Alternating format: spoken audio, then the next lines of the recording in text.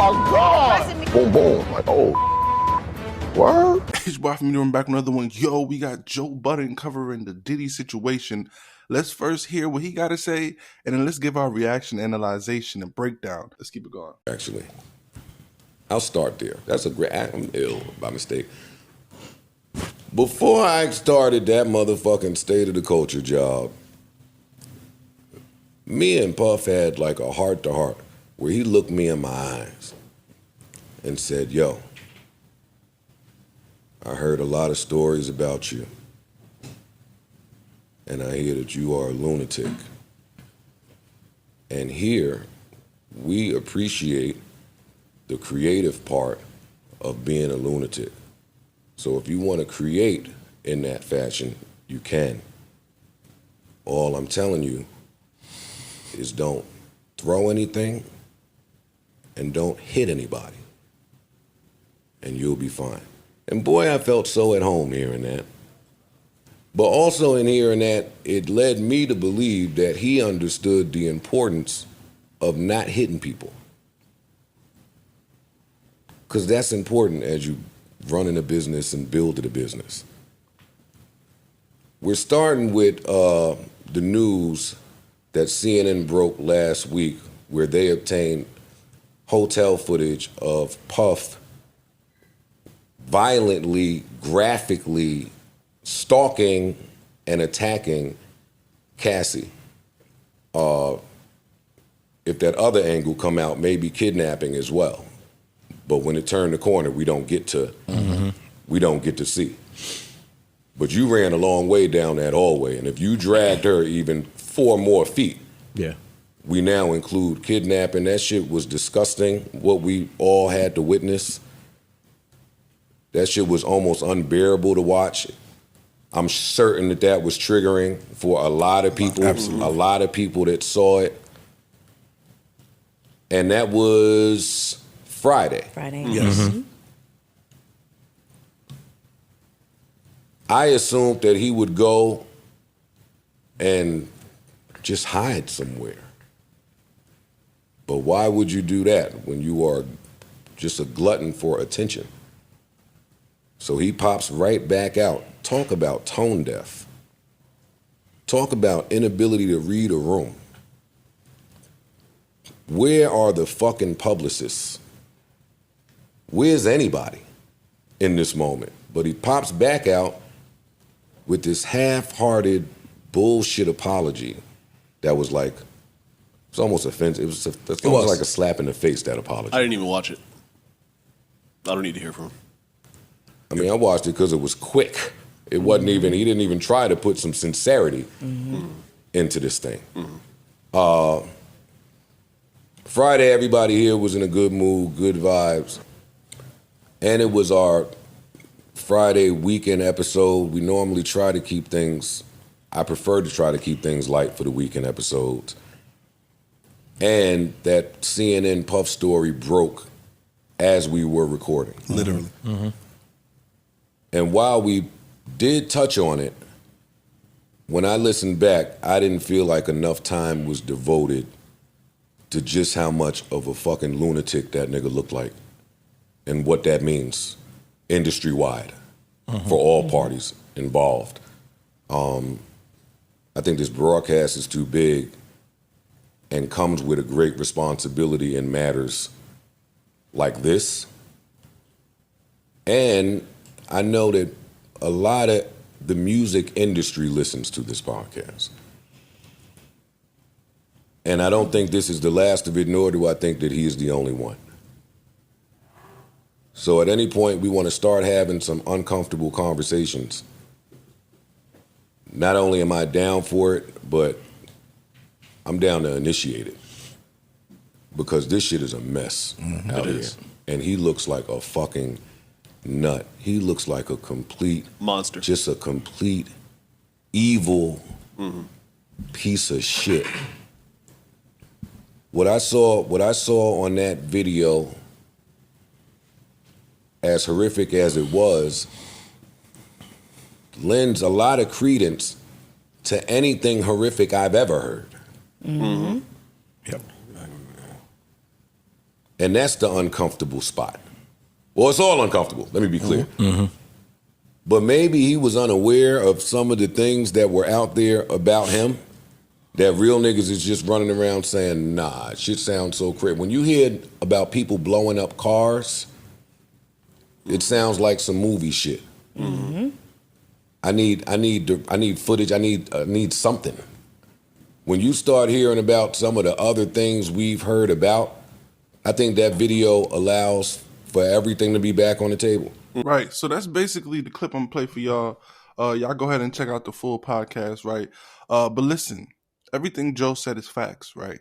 And I think he broke it down in a certain way to where, like, I think because of where, I guess, Diddy or Puffy, whatever his name is, try to, I guess, help him out in the beginning of his career, or, somewhere along his career, making him kind of feel like he can be himself. And, sometimes all artists or all art isn't made the same. And sometimes, the craziest people can make the best art.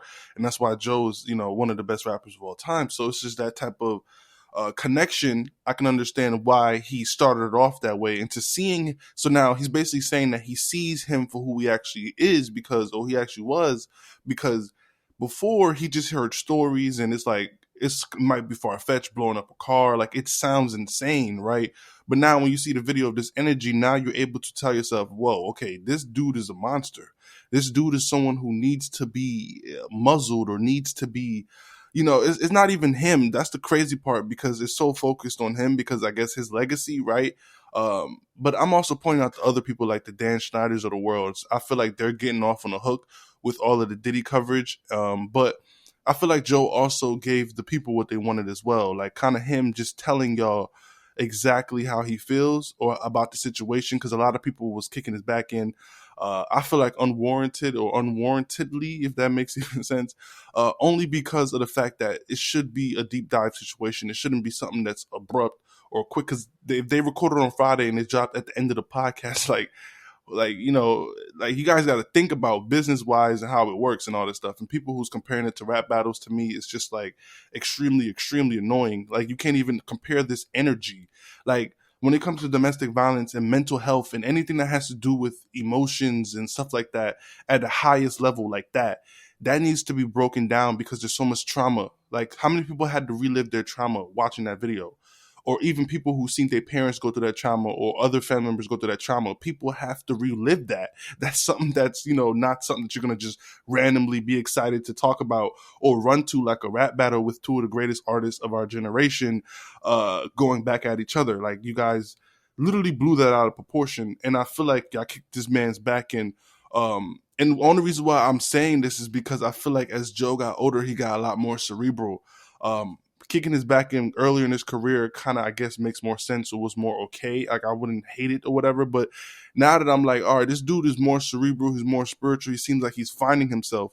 And I can't be mad at someone for doing business decisions and even having a self-awareness to listen to your friend and all this stuff like that about the situation. Imani basically told him, yo, like, dude, like, we got to spend a longer time on it. I'm basically paraphrasing it, like, you got to delete this or edit this out or something like that. We got to touch on this a lot deeper because the fan base ain't going to accept this, right? And he did exactly that. And he said exactly what we all would expect him to kind of say, but maybe not the people who already dislike him. But I'm only bringing that point up because of, while I'm recording this, I see that Tahiry, Joe Budden's ex, there's a situation that came up, right? And she responded, I don't know where she responded to, but she just alluded to Joe's name, right? So she said FOH, who, the irony, this is so triggering. I remember Joey throwing me down a flight of stairs, dragging me back into the house, and me having to talk to him into letting me go for hours. This whole stuff took me out. So hard to watch, so hard, or so sorry for Cassie and every other woman who is currently going through it or has gone through it. It's tough, right? So then I guess Joe followed that up with a very powerful statement. So bear with me as I read this, y'all. So he said, "You are lying, failed gold digger that has abused, targeted, and manipulated many men. Outside of me, you lack an identity, which is why you tried to desperately attach yourself to me for over 15 years. The last time I saw you, I purchased a mattress from you, and you were happy you made the sale. You were fine then. There was that night after Starlet 6 years ago when you invited me inside at your new place. You were fine then too. You were on my body your entire last stint on Love and Hip Hop and tried your best to disrespect my son's mother in the process. I had to ask producers to keep you away from us like the cancer you are. Yet you continue to slight my name online because it's your identity. I don't speak to you or about you because it's low vibrational. You're a low you're a low-level Dykeman con woman that's been lying about you already know for ages. I pray you heal and move on one day. Hopefully this is our last exchange. Prayers to all the real victims. Notice he said real victims. So then she replied with, you can say whatever you want about me. Those that know me, I'm not scared of you anymore. You can keep bullying, intimidating the rest. Those that know me and around you also know the truth. Sad they continue to enable your behavior. Your time is coming. I find that very interesting, and I also feel like that's why Joe probably took even more time. Well, not took even more time because the pod schedule is their schedule, but, had to take some time on the situation because it could be triggering for him as well. Because knowing that you have this type of allegations on you or this type of energy around you, I can see why it's just a delicate situation. And like I'm trying to tell y'all, this is a deep situation what Diddy did in the video. Like it pertains to a lot of people because a lot of people have gone through this or seen it happen. But Joe literally, I think, basically just said that she's BSing, right? That she's making stuff up for money or making stuff up for clickbait or profit or whatever, right? And not making the stuff up like as if like it's a stretch, but there's a lot of stuff of stories that we don't know. And when I look at her in Marriage Boot Camp, and this is even like victim shaming and none of that stuff, because I feel like there's actual true victims, but I feel like also there should be bigger stories around domestic violence on both partners, not just one-sided. There's a lot of people who are completely like just straight up victims. Like there's not a lot of women who really hit men, right? But when they are, you kind of have the men hit them back, and it's kind of like a toxic relationship. So if you look at her in Marriage Boot Camp, she was throwing things at her man, and she was doing mad aggressive things. Like, I always seen Tahiry as a little bit aggressive towards men, just in general. I'm like, you can't do that to a dude. Like, and it's not even you can't do that to a dude. A lot of unhealed men, especially at certain ages and stuff like that, a lot of men are unhealed, especially when it comes to anger issues and all that other stuff. Like, some people can like literally black out and like lose their mind off of just constantly getting beaten, whoever it is. It's almost like bullying. So for her to say that it's the other way around is very interesting to me. I am not aware 100% on the situation in totality. I just know that that's been a very deep, touchy subject to where Joe doesn't even say it. Like, you see that, you notice that he doesn't say it when he replies. He just quoted it, right? Or he put it in quotations, like, you already know, right, for ages. So I feel like the way he responded to her was direct. It was very direct and very like blunt, like real. Like, you know what I'm saying? I can understand his point of view on the situation a lot more than hers because of what I already gathered with, like, I already made my judgment on her before I knew about all this stuff. I used to watch Love and Hip Hop and stuff like that.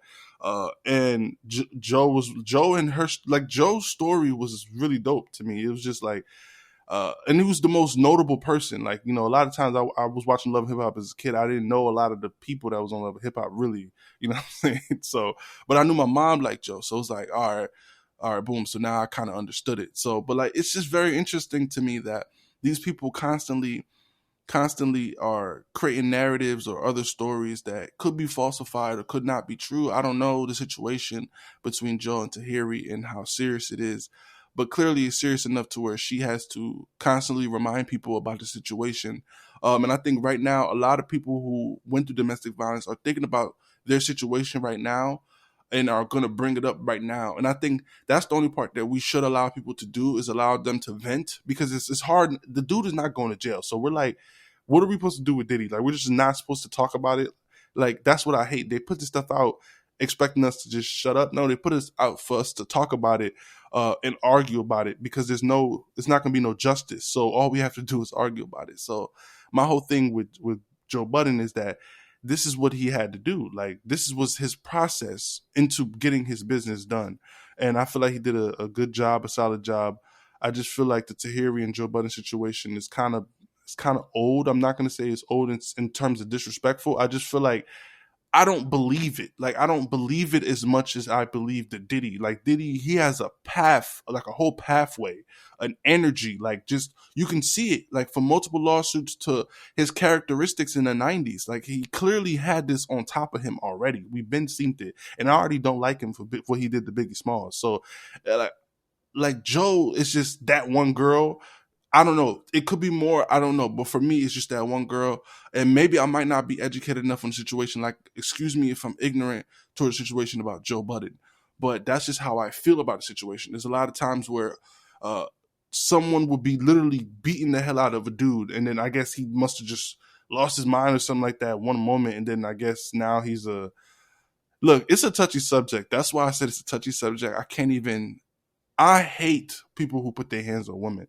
So it's like, that's why I hate this situation and Tahiry and Joe Budden situation. I wanted to tie it into this video only because of the Diddy and Cash situation. We got a rapper and an artist, you know what I'm saying, together, or a producer and artist together. Either way, we just have a power couple that we used to know Diddy and Cassie for, popular couple and stuff like that. Same thing with Joe Budden. But either way, that's been the video for y'all. Let me know what y'all think in the comments below. Let me know what your takes on all of this stuff is. And let me know if I missed out on anything, and give me some information on the situation too as well. I try to do my research as much as I possibly could. It's just not enough. Like, I just feel like if there's no lawsuits or no paper files or just it's not enough to where I'm like conclusive that Joe Budden did that to her. So that's why I'm saying that. But either way, let me know what you think. Drop a like, comment, share, and subscribe. This has been your boy Alphamediaroom. Peace.